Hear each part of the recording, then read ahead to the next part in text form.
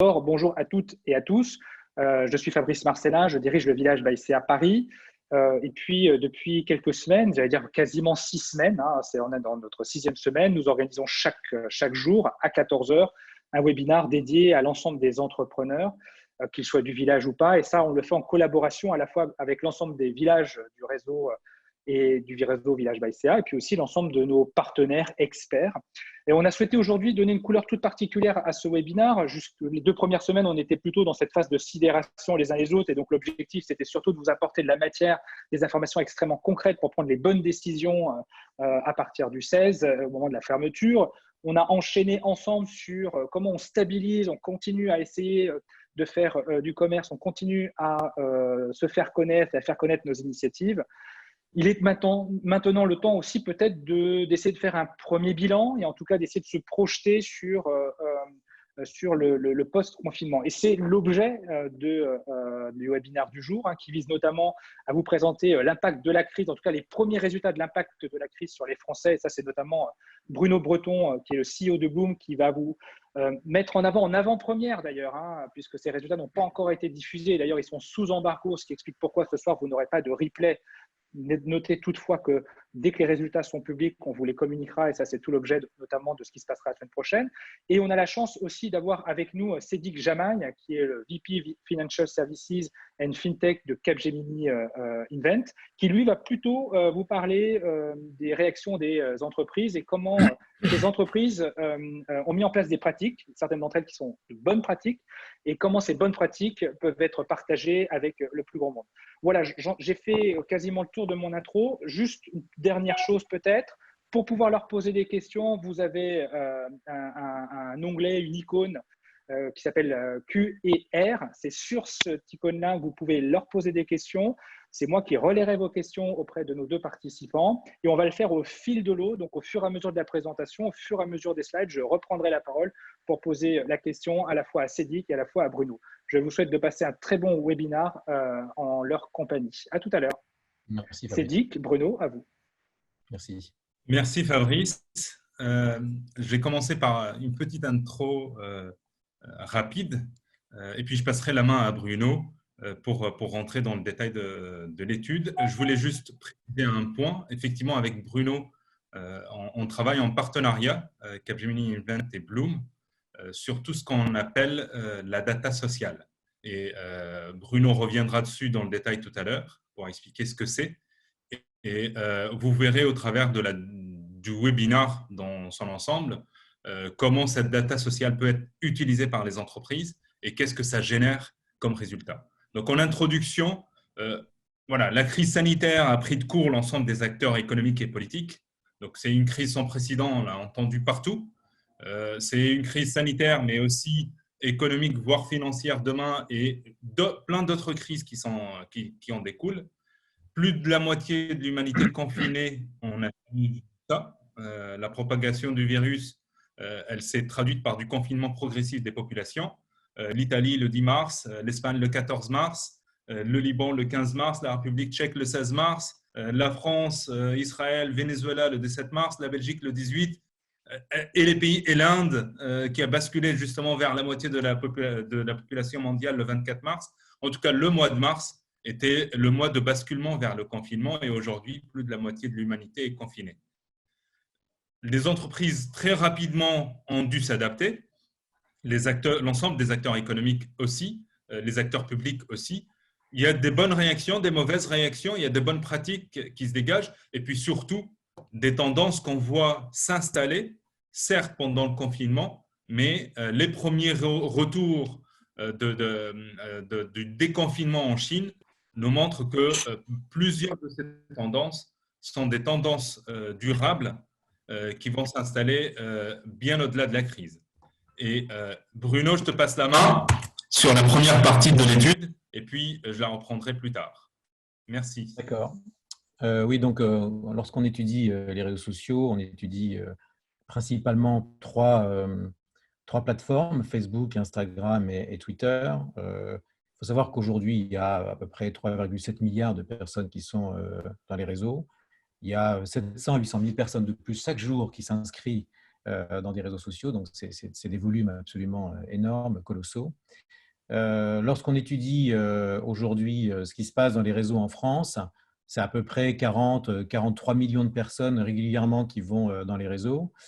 Et sur le coronavirus, c'est historiquement à du jamais vu, c'est-à-dire c'est un niveau d'étude, un niveau d'analyse très pointu, puisque c'est entre 150 et 200 millions de données chaque semaine qui sont récupérées sur ce qui se passe en ce moment. C'est historique, hein, ça ne s'est jamais passé jusqu'à maintenant. Donc là, vous voyez, donc je vais vous expliquer un peu le travail qu'on fait avec Capgemini sur l'analyse, l'impact de cette crise sur les Français. Ce qu'on fait, c'est qu'on identifie évidemment énormément de communautés. Là, vous voyez par exemple la slide ici, vous voyez, il y a le sujet confinement, ce qu'on appelle full, c'est l'ensemble de tous les sujets. On regarde l'Île-de-France, on regarde les sujets sans confinement, etc., etc. Donc, on analyse ces données. Dans les réseaux sociaux, on perçoit des graphes, on perçoit les relations sociales qu'il y a entre les gens, et puis on en tire un certain nombre de conclusions. Tu peux y aller la slide suivante. Tu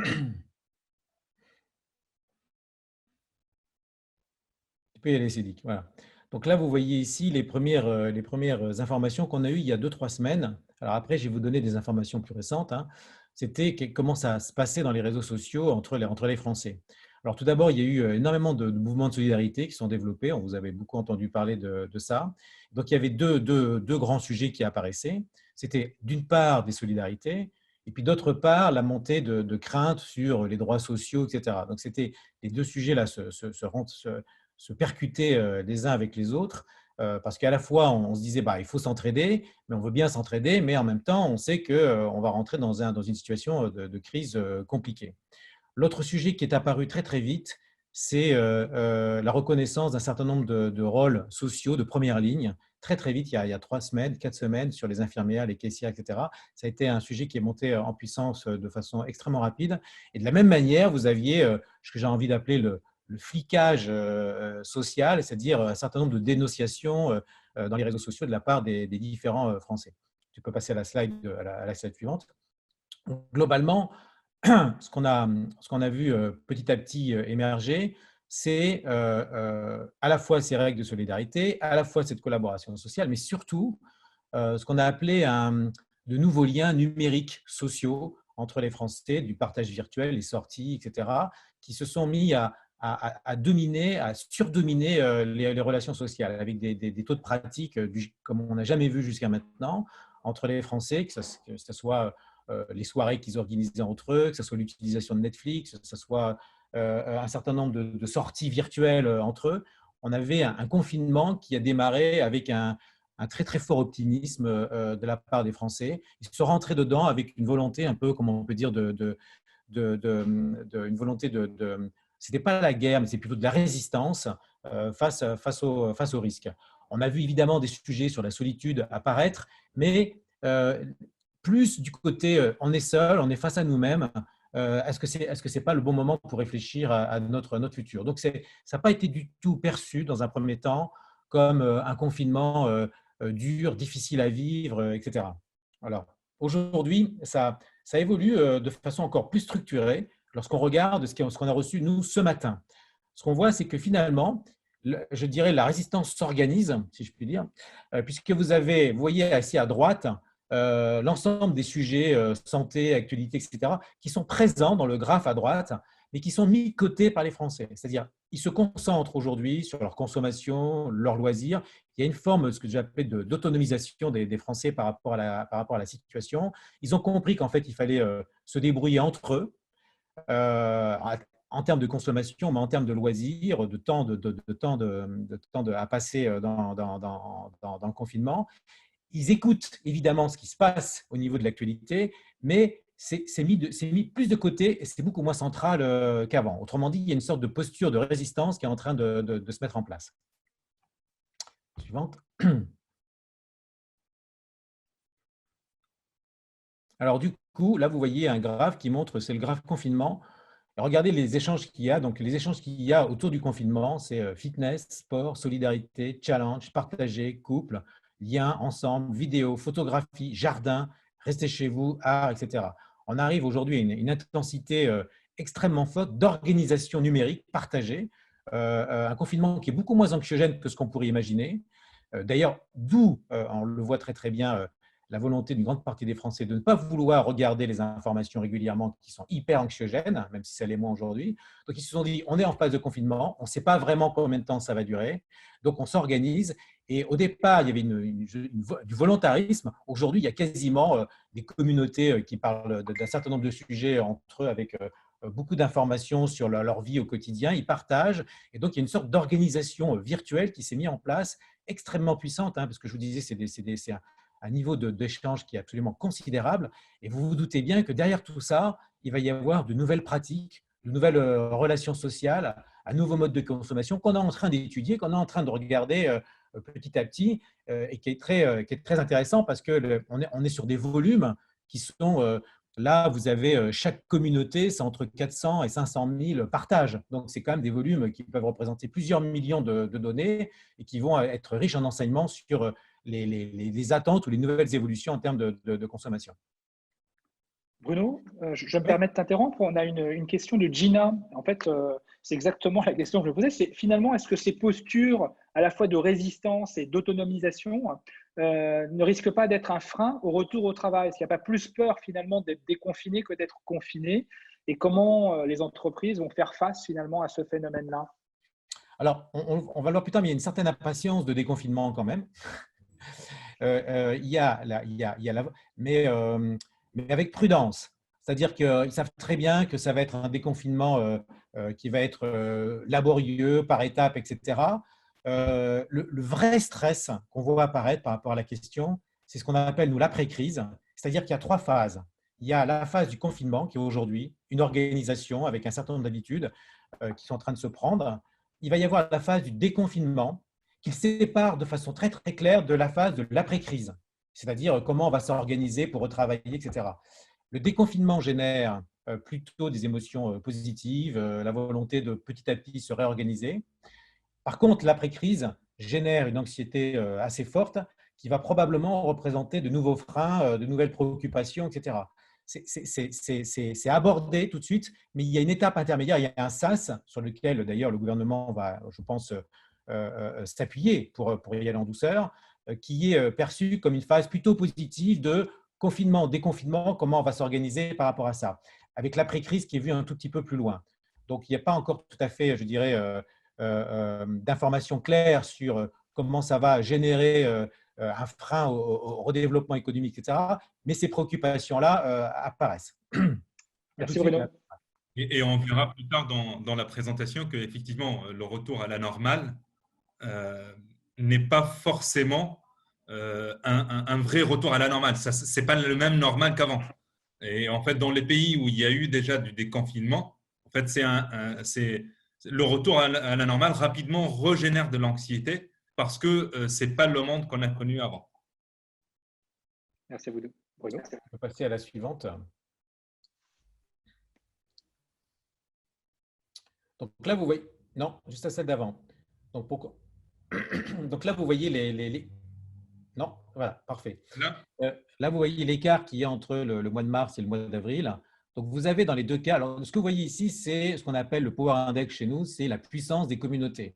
Et la puissance des communautés, ça agrège 4 données importantes dans les réseaux sociaux. C'est le nombre d'acteurs uniques d'une communauté actifs, et pas le nombre d'acteurs, mais uniques et actifs, auquel on agrège la motivation des acteurs, auquel on agrège l'engagement, c'est-à-dire le niveau d'engagement sur les contenus, et enfin, l'index émotionnel, c'est-à-dire est-ce que cette communauté génère beaucoup d'émotions ou pas. Donc, du coup, ça crée un classement de puissance de communauté sur des thématiques ou sur des acteurs. Alors, en l'occurrence, c'est surtout sur des thématiques. On voyait que sur le mois de mars, c'était de l'optimisme, de l'activité ludique, etc. Il y avait la notion de famille des proches qui était très importante. On voyait apparaître la notion de confusion, de la solitude, etc., mais dans une dimension moins forte. Lorsqu'on regarde le début du mois d'avril aujourd'hui, c'est même l'activité ludique, le sport, etc., qui est en tête. Un optimisme toujours très, très fort, la famille et les proches qui apparaissent, et surtout un sujet qui monte en puissance, c'est la dimension mensonge. Donc ça, c'est un sujet, je dirais, qui va générer des polémiques, des tensions importantes. Mais pour l'instant, la grande domination des échanges qu'il y a dans les réseaux sociaux, c'est on est en phase de résistance, on s'organise, on fait du sport, on consomme, on est optimiste, on continue de se battre, on va y arriver. C'est plutôt ça aujourd'hui le type de relation qu'il y a. Après, quand on rentre dans les détails c'est la slide suivante, quand on rentre dans les détails des sujets d'actualité qui préoccupent beaucoup les Français. Alors là, ça a beaucoup évolué parce qu'au mois de mars, on était sur l'emploi, le travail et les enfants, l'évasion à la campagne qui a été un sujet qui continue d'être un sujet quand même assez important, etc. Bon, là, regardez à droite, la principale priorité aujourd'hui, c'est évidemment, ils anticipent la phase de déconfinement, qui évidemment les masques, qui est un sujet évidemment à très haute tension dans les réseaux. Il y a un deuxième sujet qui apparaît, plus d'ailleurs sur la province que sur l'Île-de-France, c'est l'environnement. C'est-à-dire que finalement, il y a beaucoup de débats autour de pollution et Covid-19. C'est-à-dire que finalement, les gens, il y a des grandes discussions sur le fait que la pollution favorise le développement, le déploiement de ce virus. Et donc, c'est un sujet qui revient régulièrement. Alors, quand on parle d'environnement là, pour les Français, et ça va être un sujet important dans l'avenir, c'est le sujet pollution, environnement, voiture, etc. Ce n'est pas le sujet climat.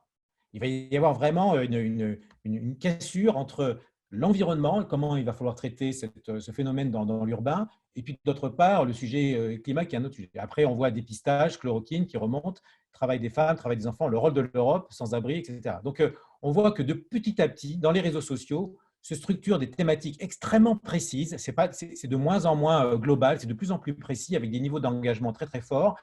Et c'est plutôt la phase de déconfinement qui est en train d'être traitée dans les réseaux que la phase de l'après-crise. Bruno, encore une question, cette fois-ci Isabelle, qui fait le constat suivant.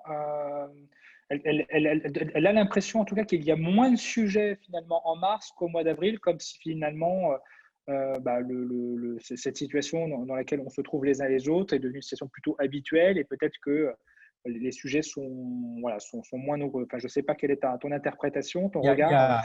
Il y a beaucoup plus de sujets traités en avril qu'en mars.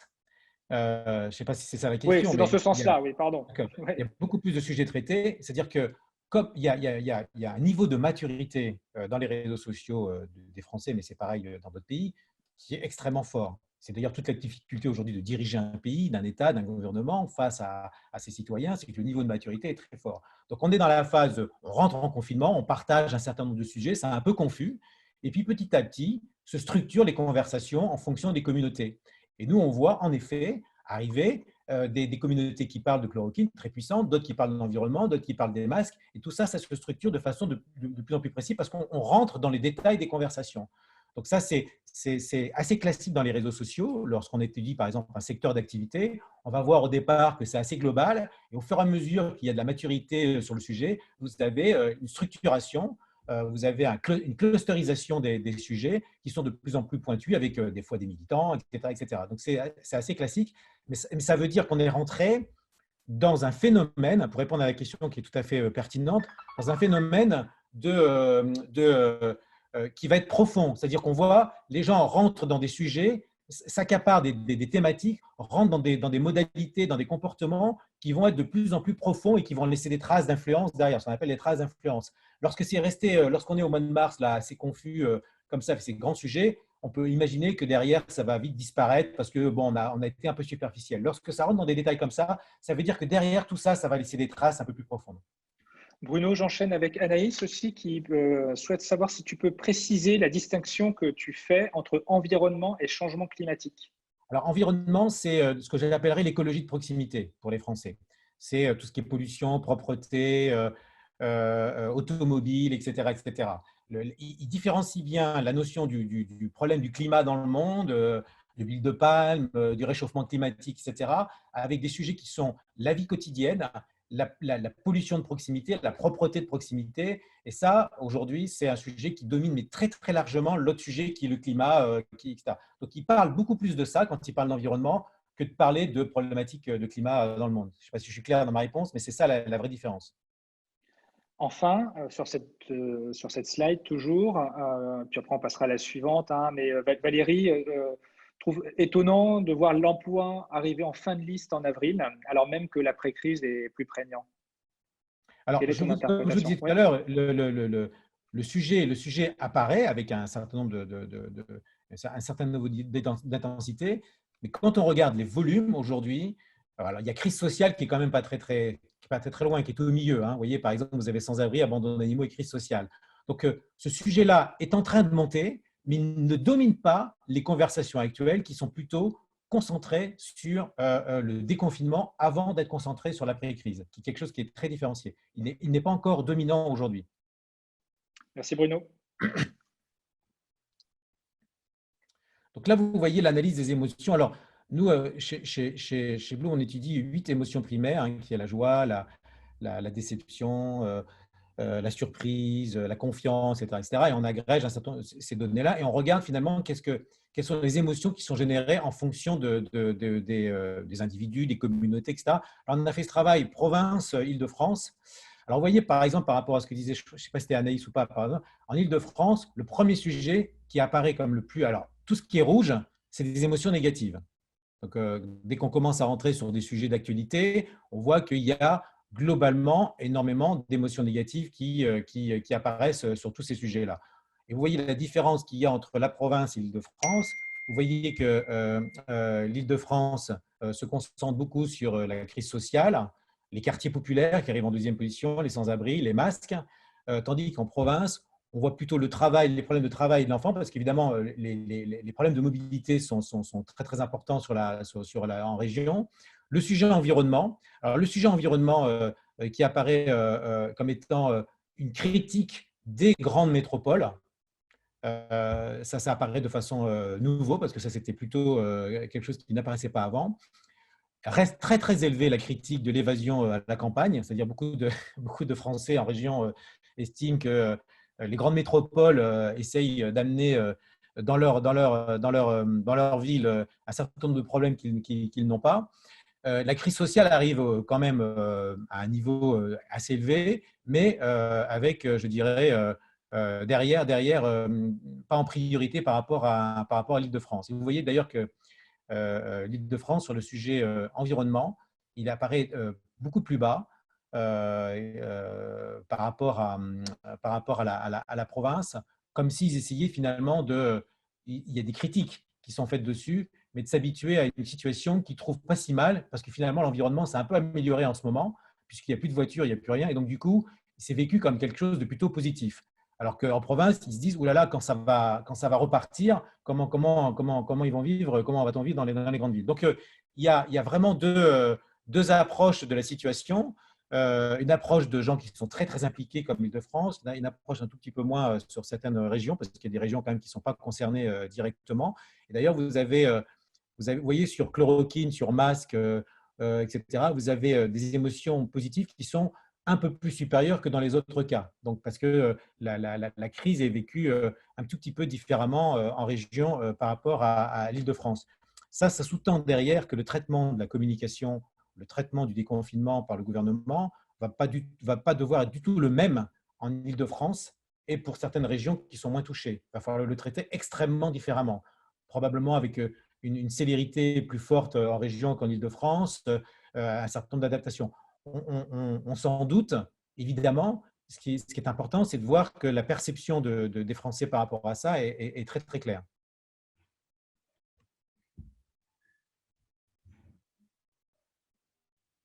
Là, vous avez ce que je disais tout à l'heure, les trois grandes parties qui sont identifiées aujourd'hui dans les réseaux sociaux. C'est vous avez la situation actuelle de la crise, qu'on appelait full, avec la notion d'environnement et des masques, évidemment, qui ressort, la partie déconfinement et la partie après-crise. Et par rapport à la question de tout à l'heure, vous voyez que l'après-crise, là, en revanche, on voit très, très rapidement apparaître récession économique, rôle de l'Europe, crise sociale, dette publique, etc. Donc, on est quand même… les Français sont encore une fois avec une certaine maturité, ils font la part des choses. Là, en ce moment, le job à faire, c'est traiter le problème des masques, le problème des enfants, le dépistage, etc. Tout ça, c'est ces sujets-là qu'il faut absolument traiter en priorité.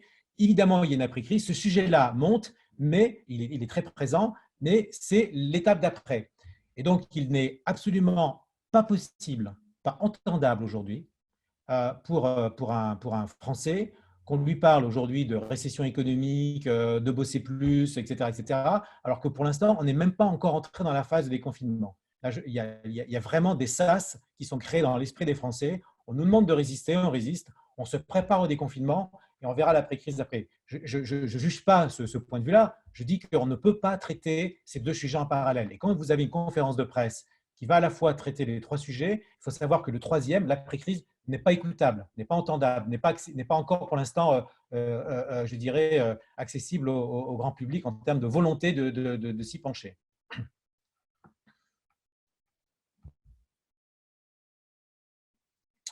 Et donc, d'ailleurs, quand vous regardez les émotions positives et négatives sur déconfinement et après-crise, donc le total des positifs sur déconfinement, c'est 33%, sur l'après-crise, c'est 17%. Donc, on voit bien qu'il y a une vraie préoccupation, mais que j'ai envie de dire que les Français se disent chaque chose en son temps.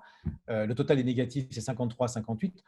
Tout est vécu quand même pas de façon très, très positive, mais on perçoit que l'après-crise va être un moment extrêmement difficile, parce qu'il est vu avec des émotions négatives très, très fortes, 60%. Même si aujourd'hui, ce n'est pas le sujet à traiter, les Français savent d'avance que ça va être un sujet extrêmement difficile. Alors, ils demandent une seule chose, c'est de ne pas devoir les affronter tous en même temps. C'est des données qu'on a reçues ce matin. Donc, alors, quand vous regardez ce que j'ai voulu vous montrer là, c'est un sujet ce qu'on appelle un signal faible, qui devient un signal fort. On arrive à bien le voir lorsqu'on différencie les réseaux sociaux. C'est la dimension du mensonge. Dans les trois réseaux sociaux, Facebook, Instagram et Twitter, avec des volumes importants, même sur Instagram, la dimension du mensonge apparaît quand même avec un niveau de ce qu'on appelle le niveau d'engagement. Donc là, c'est le nombre de posts qui sont mis en ligne et ce que ça a généré derrière comme réaction. Et sur cette thématique-là, ce sujet-là monte de façon très, très forte. On est passé au mois de mars du sujet confusion au mois d'avril au sujet mensonge. Donc, ça veut dire que derrière, il va y avoir un affrontement politique, sociétal, idéologique entre la crise économique et financière et le fait qu'un certain nombre de dirigeants n'ont pas assumé un certain nombre de choix, n'ont pas traité, je dirais, la crise de façon comme ils le souhaitaient, en sous-entendant derrière que finalement, pour cacher une impréparation, on a dû prendre des décisions, etc. Donc ça, c'est très, très présent. Je pense que ça ne va pas être facile à traiter. Ça peut être plus ou moins dur comme relation sociale, on va bien le voir, mais c'est les prémices probablement d'un certain nombre de difficultés. Et on voit aujourd'hui qu'on est à des niveaux qui sont quand même assez importants en termes d'implication et de mécontentement des Français.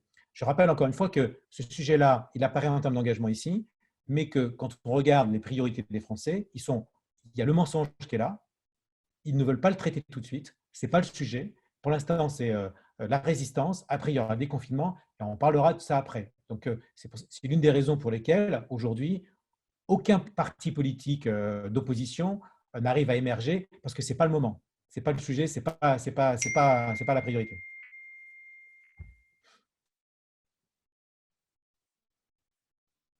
Tu peux y aller. Alors, au niveau des médias dans les réseaux sociaux, ce qui est très intéressant, alors ça c'est après. Ça c'est après aussi. Au niveau des médias dans les réseaux sociaux, là vous voyez ici sur Facebook, qui est l'un des plus puissants, évidemment, des réseaux sociaux les plus puissants, les médias qui vraiment prédominent en ce moment, c'est ce qu'on appelle les pure players, comme les Brut, les Combini, etc., etc. Il y avait au tout début de la crise une prédominance des médias plutôt traditionnels. Ça revient un tout petit peu là, mais c'est dans les dernières données que j'ai reçues. Mais globalement, les pure players dans les réseaux sociaux sont hyper dominants, notamment un pure player comme Brut, qui fait des taux de visibilité extrêmement, extrêmement forts. Il y a certains comptes institutionnels qui apparaissent, mais c'est plutôt des pure players dominants qui dominent le marché de la communication, parce que les médias traditionnels généraient un contenu qui était beaucoup trop anxiogène. Et donc, du coup, une grande partie des Français a fait son marché avec les pure players et avec des taux une puissance extrêmement forte en termes de visibilité.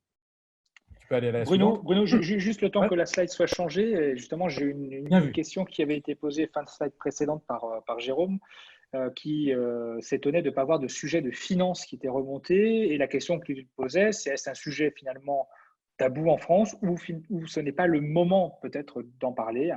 la question qu'il pose, la question annexe qu'il pose, c'est faut-il épargner, investir, consommer? Voilà, donc une question qui était Alors, liée à la slide précédente.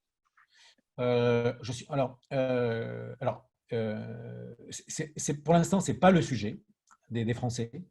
En revanche, je ne pourrais pas le présenter là parce que sinon ce serait trop long, mais tout à l'heure, je vais présenter une slide qui montre l'évolution de la consommation qui va de ce qu'on appelle du stock, du flux vers le stock. C'est-à-dire que les gens vont consommer avec une logique beaucoup plus de stock que de flux. Bon. Et donc, nous, on pressent, mais ça demanderait que j'analyse un peu plus profondément les résultats que j'ai reçus tout à l'heure. On pressent que les Français vont aller probablement dans une logique de réassurance, d'assurance, de prévention, etc., beaucoup plus que de surconsommation. Ça, on le sent apparaître. Ce n'est pas encore des conversations actuelles. On les voit dans les modes de consommation, mais il est vraisemblable que… alors, par exemple, en Chine, ce n'est pas ce qui s'est passé. En Chine, on vient de faire une étude sur Weibo et sur WeChat où on voit des taux une activité absolument incroyable sur le luxe. Alors, il y a deux activités incroyables, c'est le luxe et l'automobile. En gros, donc c'est deux choses complètement différentes. Tandis qu'en France, je pense que ce qu'on voit apparaître, mais je n'ai pas les éléments encore là à vous montrer aujourd'hui, je les aurai demain ou après-demain, on voit qu'il y a une volonté d'aller vers l'essentiel, d'investir intelligemment, etc. Il y a ça qui apparaît. Est-ce que ça va rester? J'en sais rien, mais en tout cas, c'est ce qu'on voit émerger, etc. Donc, le sujet finance n'est pas directement abordé là comme ça, mais il est probable que assurance finance, ça va être un vrai sujet. Merci Bruno. Alors là, c'était juste pour vous montrer que le gouvernement est dans une situation absolument historique par rapport à ce que je disais avant, c'est-à-dire qu'il est au cœur de toutes les conversations. Il n'y a jamais eu, par rapport à ce que je disais avant, une situation dans les réseaux sociaux où finalement l'opposition était autant absente. Ça ne s'est jamais vu. Ça fait 5 ans qu'on analyse, nous, dans les réseaux sociaux, les gilets jaunes au grand débat, des élections présidentielles, etc. On n'a jamais vu une situation où finalement l'opposition était aussi absente. Donc l'État, le gouvernement a une opportunité historique de pouvoir, je dirais, expliquer, convaincre, de pédagogie, etc. Il y arrive plus ou moins bien en fonction des situations. Globalement, ce qu'on voit apparaître, c'est que sur un certain nombre de sujets, ils ont une vraie crédibilité, etc. Après, sur d'autres, c'est un peu plus compliqué, notamment sur la vision des élites et le choix des élites. Et là je pense qu'il y aura un vrai sujet. Mais globalement, ils sont dans des situations assez centrales. Habituellement, on ne voit jamais ça. On voit vraiment des combats entre différents groupes, même s'il y en a moins qu'avant, sur tous les sujets politiques. Alors, slide suivante.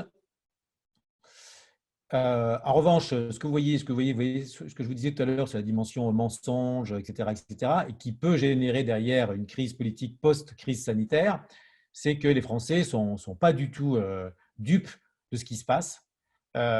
Désorganisation, manque d'anticipation, etc. Ce qu'on voit apparaître, pour faire simple, c'est que les Français ont compris une chose, c'est en gros, ils sont au front, il faut qu'ils se débrouillent tout seuls, d'où l'autonomisation.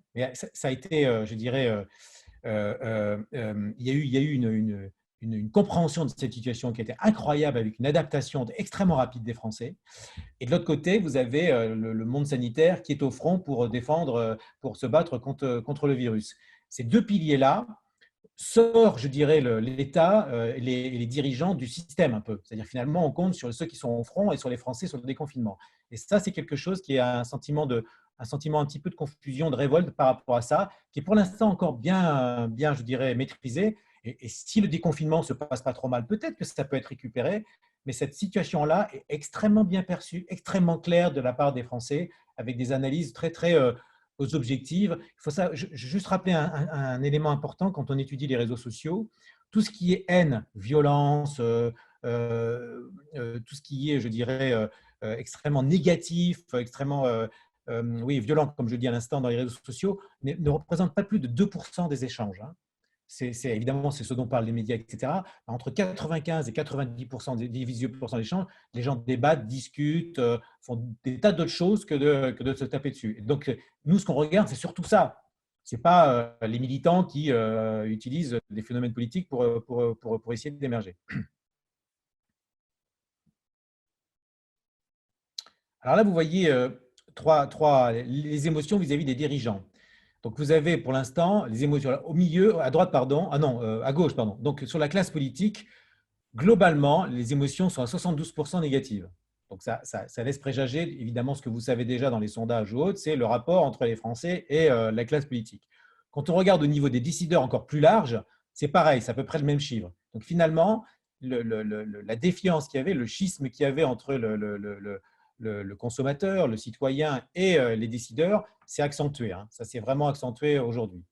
Mais surtout, la nouvelle, qui n'est pas une bonne nouvelle, c'est vis-à-vis des élites de la science et du monde académique, où vous avez 35% d'émotions négatives supérieures aux émotions positives, qui sont à 21%, et 44% d'anticipation. Anticipation, ça veut dire d'impatience, d'attente, etc. Ça montre un niveau d'insatisfaction de ces élites scientifiques et académiques qui ont toujours historiquement été protégées jusqu'à maintenant, mais qui, en 2 mois, ont été hyper usées, notamment par les télévisions. Et ça, c'est dommage parce que c'était, je dirais, le seul secteur que nous, on voyait apparaître depuis pas mal d'années comme étant extrêmement protégé aux yeux des Français. C'est rentré dans le champ, je dirais, de l'actualité.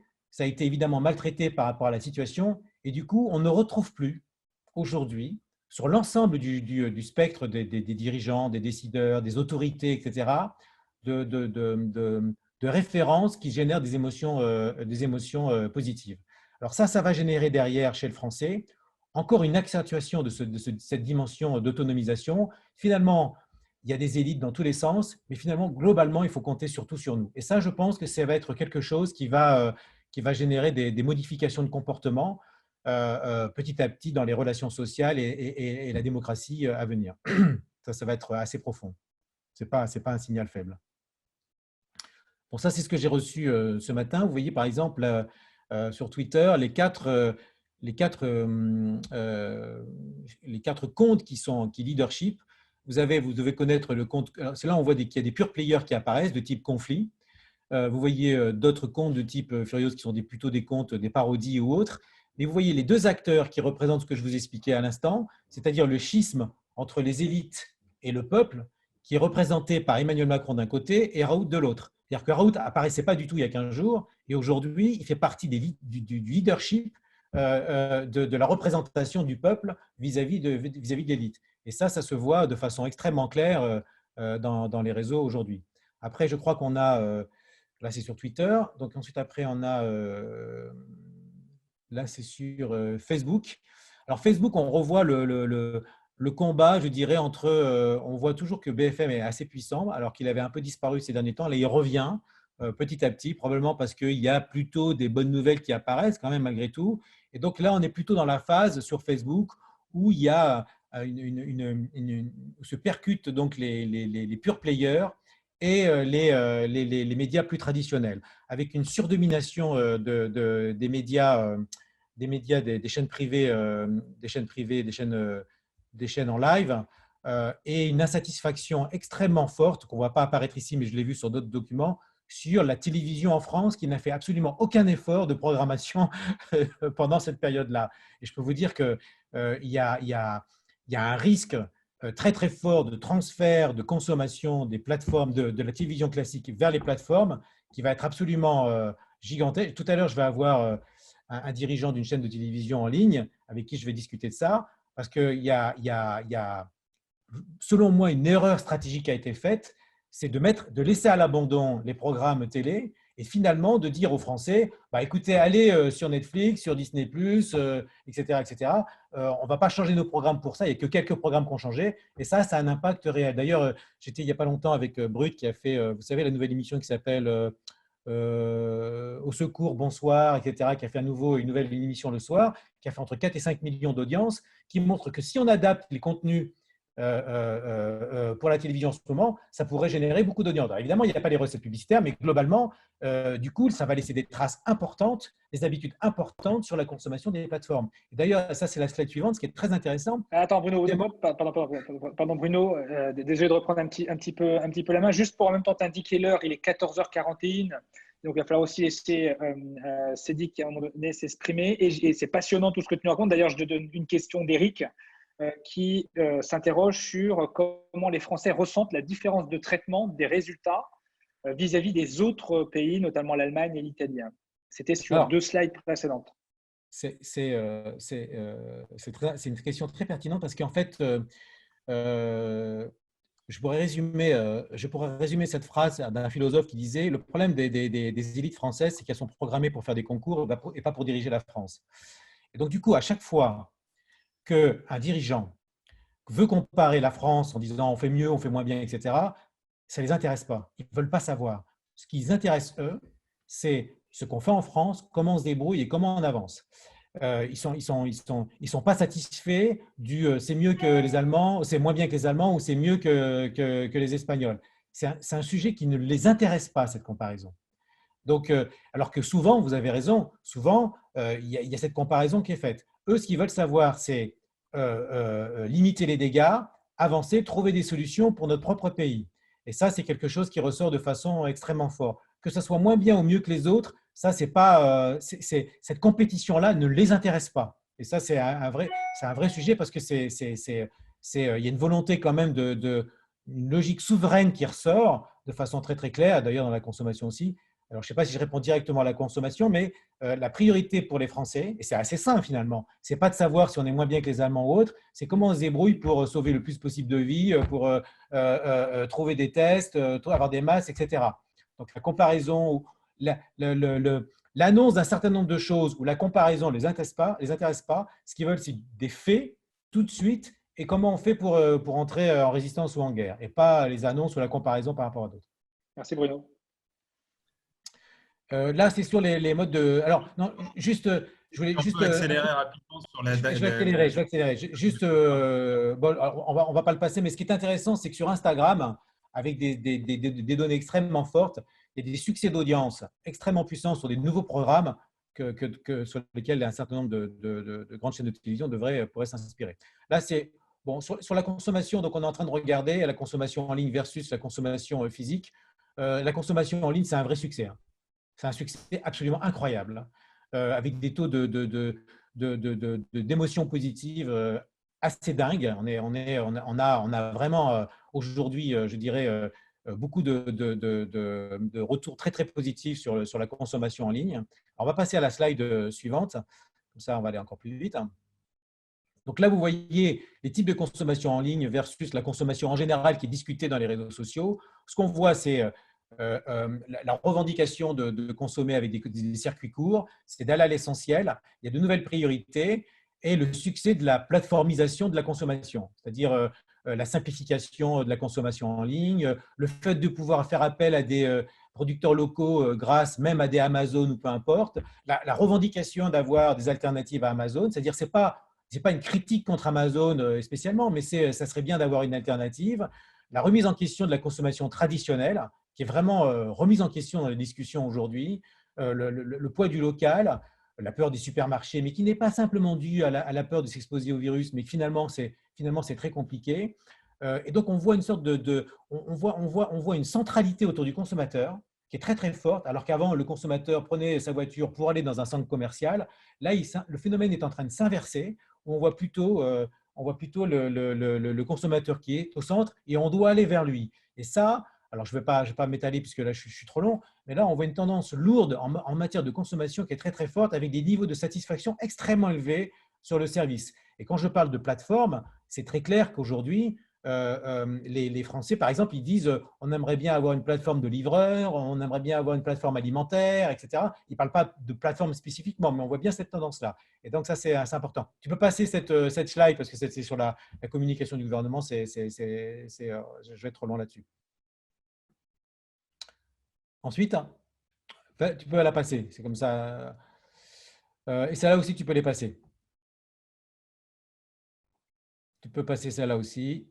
On en a plus ou moins déjà discuté. Celle-là aussi, tu peux la passer. Je crois que j'ai fini, hein, finalement. C'était sur la consommation à la fin. Voilà. Non, mais c'est toujours passionnant. C'est toujours passionnant, Bruno. Merci beaucoup pour tous ces éléments. Et effectivement, il y a énormément de données, énormément d'analyses et ça génère énormément d'échanges et de débats. Et en fait, c'est ça le sens du partenariat qu'on a avec Bloom. C'est qu'effectivement, grâce à ces analyses, on a cette donnée disponible, cette masse énorme de données disponibles. Ce qu'il n'a pas dit, ce que Bruno n'a pas dit tout à l'heure, c'est que l'outil est extrêmement puissant parce qu'il s'appuie sur les commentaires et chose que les entreprises analysent peu en général, puisqu'ils s'appuient plutôt sur les hashtags ou sur les rapports d'analyse des réseaux sociaux. Mais et effectivement, les communautés sont liées aux commentaires et le contenu textuel donne énormément de matière. Et on exploite cette matière pour justement aller plus loin dans les échanges avec nos clients sur comment cette donnée peut être, ces insights peuvent être utilisés pour orienter la décision, pour orienter l'action des entreprises. En fait, Bruno l'a dit tout à l'heure, l'adaptation a été extrêmement rapide. Et le mobile était déjà indispensable au quotidien, il l'est encore plus pendant la période de confinement. Le mobile en tant que moyen de communication, le mobile en tant que source principale d'information, le mobile en tant que maintien de lien social avec ses proches, et on voit sur les plateformes de gestion des notifications et des messages qu'il y a un accroissement des messages envoyés et d'utilisation des apps mobiles qui est extrêmement considérable, plus 38%, plus 26% pour l'ouverture d'app. Et que la réaction des entreprises est globalement autour de 4 axes majeurs. Informer, c'est partager des faits, des informations pratiques, répondre à des questions que les clients se posent, donner les nouvelles modalités de contact, informer sur des nouveaux horaires d'ouverture, sur les changements de conditions de retour de produits, sur les nouveaux usages qui apparaissent. Et dans l'information, c'est en fait ce qui est intéressant là-dedans, et je trouve l'exemple de Netflix extrêmement intéressant, c'est que cette information, elle marque, elle est utilisée dans l'image de marque. C'est la responsabilité sociale et sociétale des marques qui passe à travers de ces informations. Vous avez tous reçu des centaines de mails des entreprises avec lesquelles vous interagissez, avec le CIO qui vous parle, avec les nouvelles modalités de livraison, avec on reste ouvert pendant la crise, etc., etc. Et Netflix, ce qu'ils ont fait, c'est ils ont utilisé les affiches publicitaires pendant le confinement en disant, bon, on a des contrats qui sont signés pour des affiches publicitaires, mais il n'y a personne dans les rues. Donc, qu'est-ce qu'on va faire? Ben, on va mettre des affiches publicitaires qui incitent ceux qui sont par hasard dans les rues à rester chez eux. Et donc, on va spoiler nos séries et on va donner des indices, des informations sur ce qui va arriver dans nos séries pour que les gens soient découragés de sortir de chez eux. Donc, premier pilier, l'information. Deuxième pilier, rassurer. Et effectivement, l'information, c'est le pilier de la confiance. Et l'information régulière est indispensable pour créer la confiance. Et donc, l'action des entreprises a été de plus en plus orientée vers cette rassurance, vers ce développement de confiance sur tout ce qui est fait pour les collaborateurs, tout ce qui est fait pour les clients, tout ce qui est fait pour les conditions d'hygiène, pour que le lien entre l'entreprise et ses clients soit maintenu. Troisième pilier, et il n'est pas négligeable, c'est le divertissement. Énormément d'entreprises publient du contenu sur du divertissement. Créer des opportunités d'engagement, maintenir la reconnaissance de la marque, le lien avec la marque, créer des connexions émotionnelles. Le Club Med qui fait des lives de ces sessions de sport alors que ces salles de sport sont fermées. Le groupe Accor qui développe du contenu de divertissement en disant « Restez chez vous, ne venez pas dans nos hôtels, mais restez en lien avec nous en vous divertissant avec nous. » Tout ce compte Nike qui travaille sur comment faire du sport chez soi, etc., etc. Tout ça, c'est intéressant pour maintenir le lien entre la marque et l'entreprise. Et puis, conquérir et fidéliser, parce que même si on est dans un contexte de crise, il y a toujours des opportunités commerciales. Encore faut-il les identifier, encore faut-il les cibler, et encore faut-il utiliser le bon discours, le bon ciblage, la bonne contextualisation, la bonne personnalisation pour que ces offres intéressent les clients. Donc ça, c'était tout ce qu'on avait vu comme action des entreprises pendant le confinement. Et les premières expériences de déconfinement confirment que le jour d'après ouvre des perspectives et un nouveau monde dont en fait, la crise a accéléré énormément la transformation. Il y a beaucoup de choses qui étaient en marche, mais en fait, qui d'un coup, du jour au lendemain, se sont accélérés et on les a vus concrètement marcher. Et donc, du coup, plein de gens commencent à se dire, mais en fait, pourquoi pas? Puisque ça marche, pourquoi pas demain maintenir ce type cette tendance-là. Et donc, on va voir tous ces éléments-là que vous voyez sur l'écran. Le low-touch economy, la digitalisation massive, les nouveaux modes de vie, la remise en question et la remise en cause permanente, le global versus le local, les changements accélérés, la fin de la promiscuité, les tensions, les conflits et la crise avec l'effet papillon. Donc, si on commence par le low-touch economy, effectivement, une accélération massive en Chine de tout ce qui est live streaming shop. Tu en as parlé tout à l'heure, Bruno, sur comment faire du business alors que mes magasins sont fermés et mes clients sont chez eux. Et donc, effectivement, la vente en ligne, l'e-commerce, mais aussi des nouvelles tendances qui, en Chine, avaient déjà une longueur d'avance sur le live streaming pour dire, en fait, vous rentrez en contact, en visio avec un vendeur qui va vous expliquer le produit, vous le montrer dans les moindres détails, répondre à vos questions, conclure la transaction et vous livrer le produit chez vous.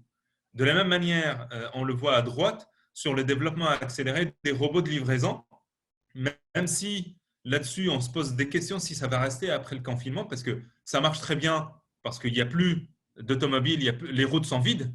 Demain, quand on sera de nouveau dans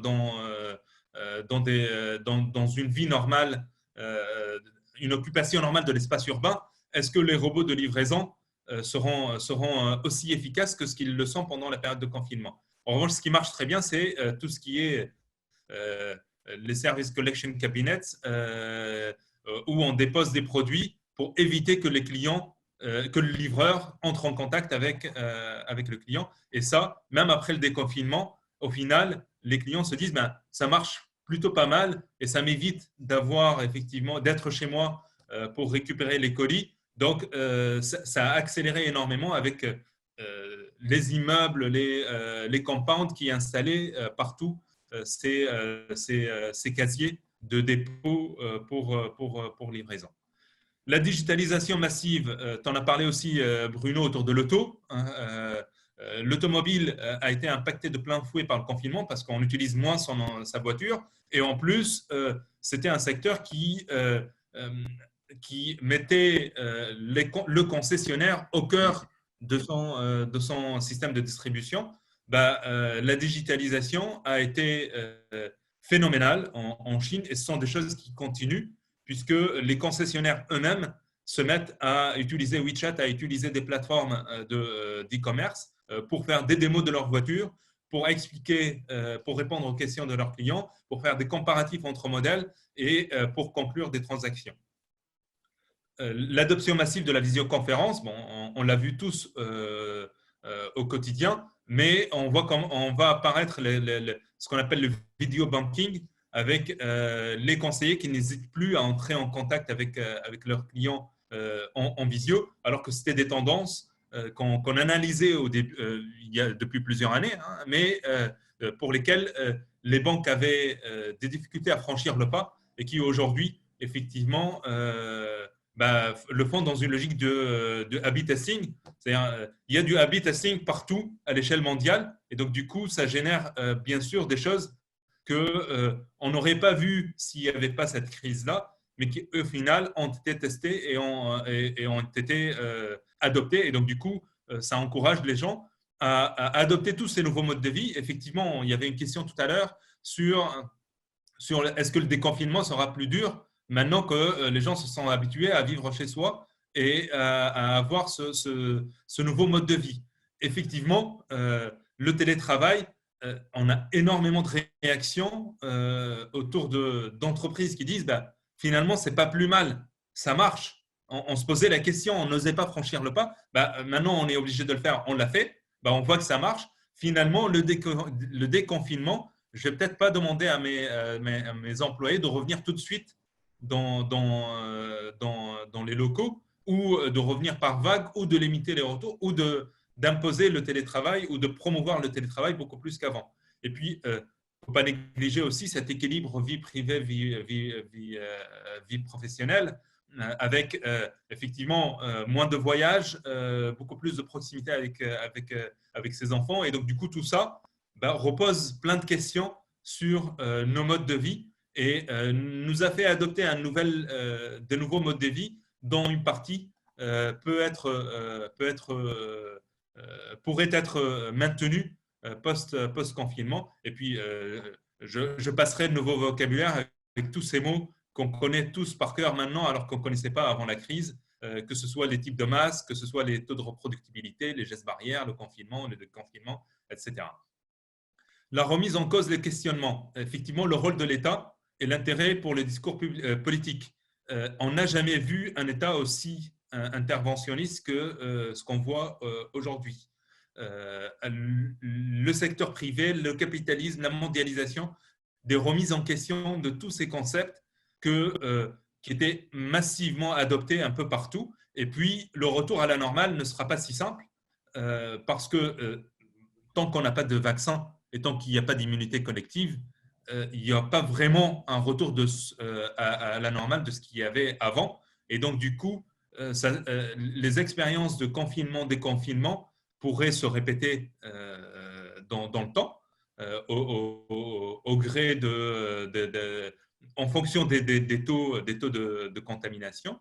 Et puis, effectivement, tout cela peut prendre un peu de temps. J'accélère un peu parce que je vois le temps passer. Donc, le ripple effect, effectivement, il y a la crise sanitaire par vague, ce que je viens de dire. Il y a le risque psychologique que peu de gens traitent aujourd'hui, qui est lié au confinement et qu'on a vu, qu'on voit, on voit les résultats en Chine actuellement sur les impacts du confinement sur la population.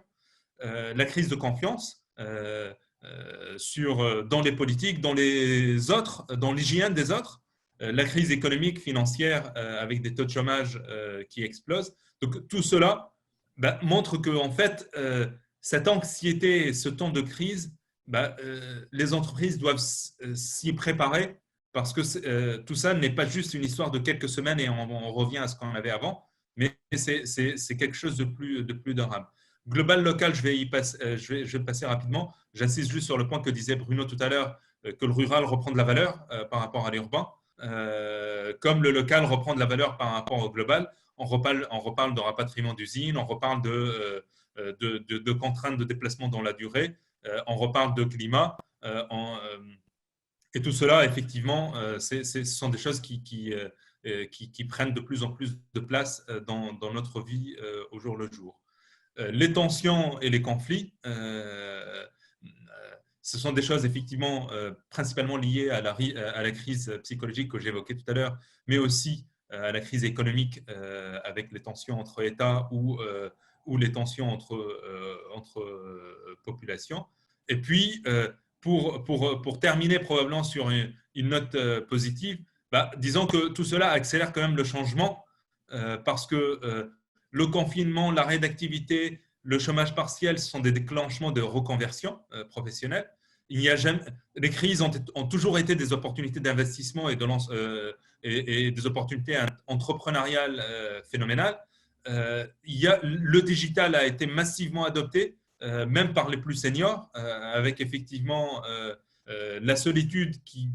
Le seul remède à la solitude aujourd'hui, ce sont les réseaux sociaux. Et donc, du coup, nos aînés qui sont dans des EHPAD ou qui sont chez eux seuls adoptent les réseaux sociaux et s'y mettent. Et puis, tu as parlé d'écologie et de climat.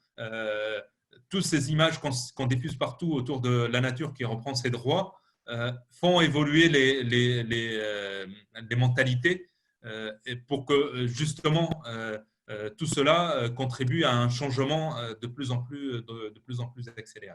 Donc, voilà rapidement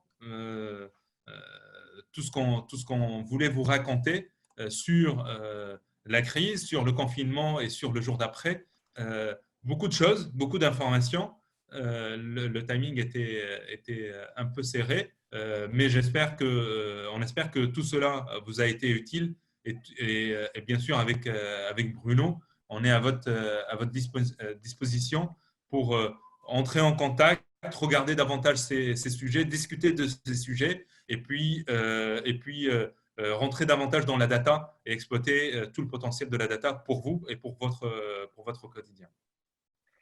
Waouh, bravo, bravo à tous les deux. Effectivement, c'était extrêmement riche, extrêmement dense. C'est vrai qu'une heure, c'est un temps court pour pouvoir partager avec les uns les autres toutes ces informations. Mais ça me semblait en tout cas utile et sans attendre en tout cas de pouvoir le faire. Peut-être faudra-t-il imaginer une étape 2 de ce webinaire. En tout cas, quand l'ensemble des résultats auront été traités. On a bien compris, en tout cas au travers de l'intervention de Bruno, que voilà, les informations qu'il nous a partagées étaient toutes fraîches de ce matin et au jour le jour, finalement, les données qu'il récupère enrichissent votre étude.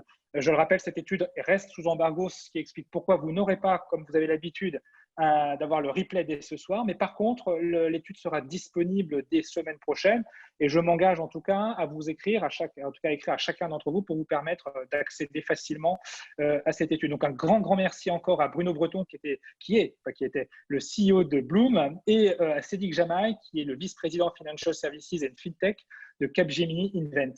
Je vous donne rendez-vous, comme vous avez l'habitude aussi, demain, 14 h. Je vous rappelle, les webinars, c'est tous les jours depuis le 16 mars à 14 h. Demain, nous parlerons de branding, donc vraiment un sujet complètement différent, bien qu'il y a plein de choses sur lesquelles on va pouvoir s'inspirer dans ce qui vous a été présenté aujourd'hui, du branding web marketing. Finalement, comment on peut prendre le temps de ce confinement pour construire la reprise. Voilà, un très merci, un très grand bravo à vous deux. Merci encore.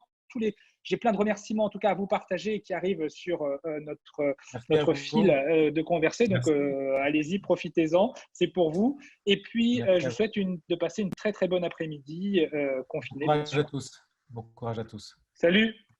Bon courage. Au revoir. Bon courage. Merci à tous les deux.